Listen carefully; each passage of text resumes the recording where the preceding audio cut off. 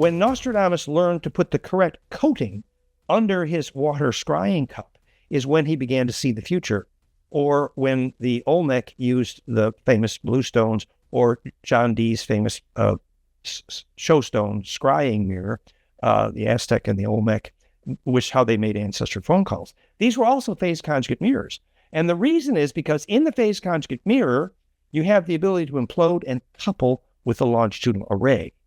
A very practical example is when you teach kids to make the same frequency signature, Schumann cascade, in their brainwaves, and not only, of course, do they have bliss, but this is how we teach seeing without the eyes, very famous around the world. We lead in measuring that, flameinmind.com/outer vision. So, but when you teach kids how to implode their brainwaves and then they imagine themselves in beautiful nature, their body flips a switch, they get fractal, and you get this golden ratio cascade alpha to gamma, and suddenly they're seeing without their eyes. Very famous, very teachable, done in many countries. But the thing that's interesting, many, if not most of those same kids, when they learn to do that, they start seeing their dead grandmothers. Whoa. And their parents freak out. This is an interesting introduction to the physics of clairvoyance. Wow.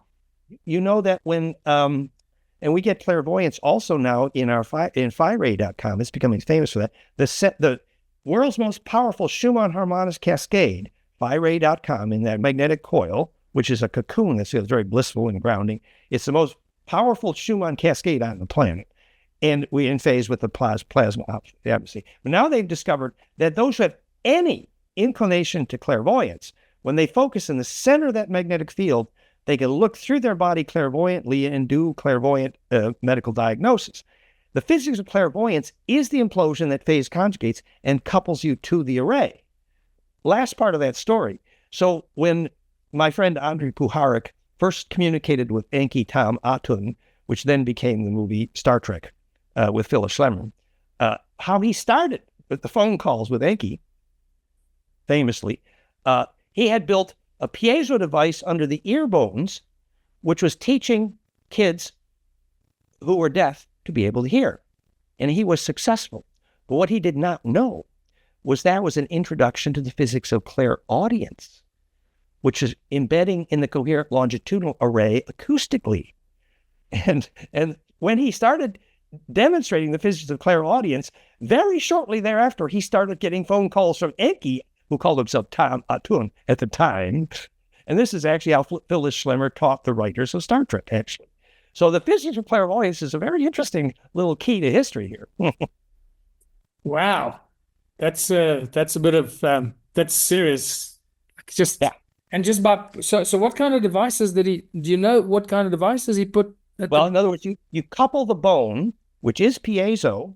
And that's the bone at the bottom, those two bones that you can feel there behind your ears at the bottom. Yeah. Yeah. You couple that bone with a phase conjugate, very strong piezo, like a bliss binaural sound, except you couple it piezo, which is exactly what we do with piezovire.com, by the way.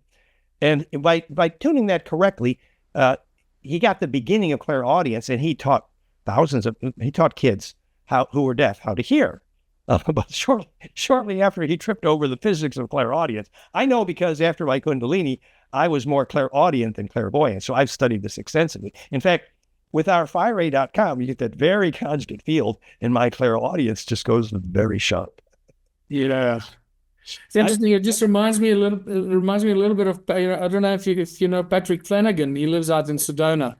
Yeah, he knew very well, many years, sure. Yes. So he's, and I forget exactly what kind of brain monitoring or device that he created, but it just reminds me. Neurophone. Yeah. The neurophone was inspired in part from Puharich, and they knew each other, I believe. Yeah. And yeah, so that basically it's embedding in a phase conjugate array, which amplifies the physics of clairaudience, which is, and sound is longitudinal, and if you inhabit the array more accurately, for example, the most famous Sufi movie about Gurdjieff's meetings with remarkable men, in the beginning, they're discovering who is the best Sufi saint. And that saint was the one who would demonstrate they knew how to make an echo. If you're in the mountains and if you can make the echo, you are the saint. You know why? Successful death is a perfect echo.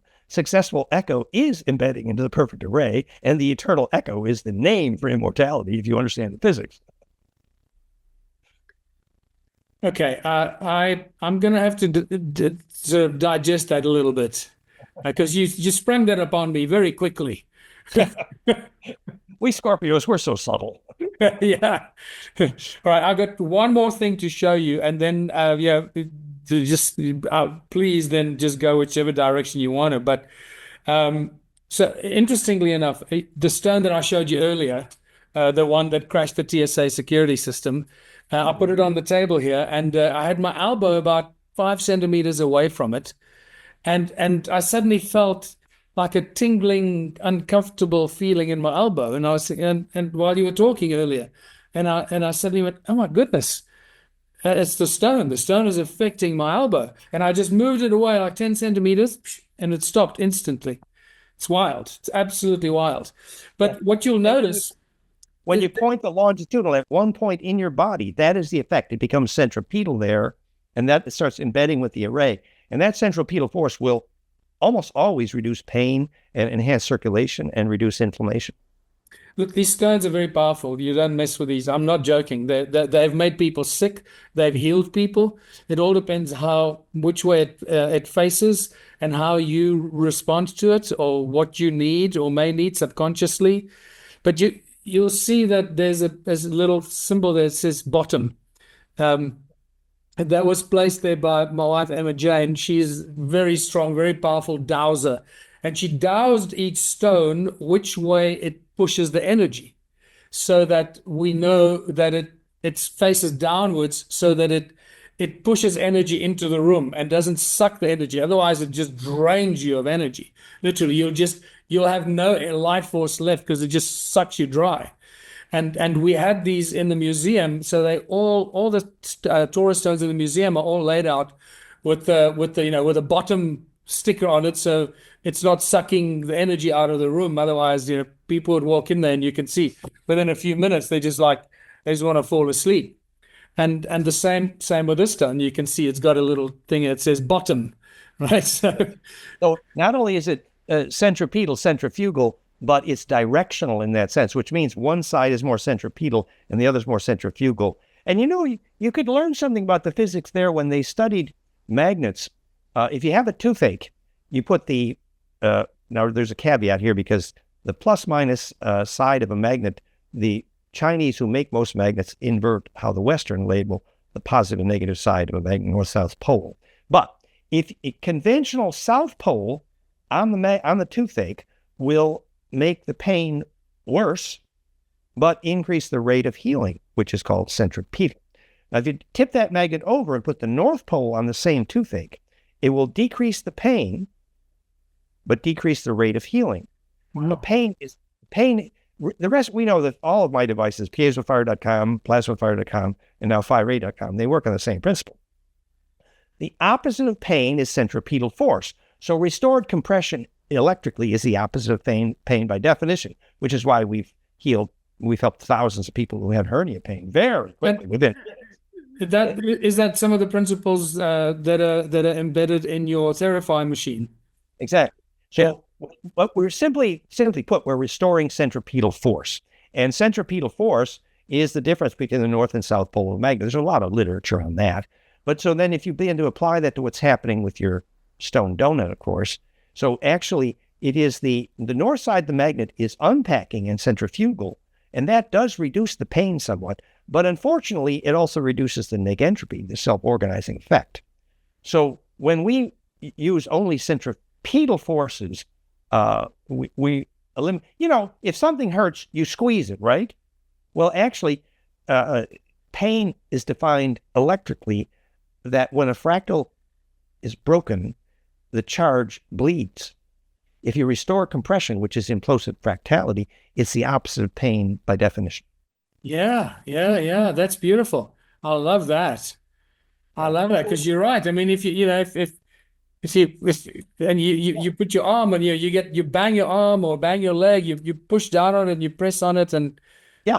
And so if you take the longitudinal directional coming from your pine cone or your crystal or your stone donut, and you point the longitudinal directionally at the pane, you're restoring centripetal force, and it will have a dramatic effect. Tony Rodriguez famously healed his girlfriend by pointing his crystal at his water, and then she drank the water. It's quite a story. The water eats the longitudinal, and that's what makes it negentropic, basically. And that's why, as Tony nicely discovered, that the ancient obelisks were all at a very determined fixed distance from the water, and that's how Rome solved their problem with water pollution, because the implosive longitudinal of the obelisk was phase-locked to the longitudinal array in the water, and that centripetal force. And it's documented in history that the main river through Rome became much less polluted when they got the obelisks working.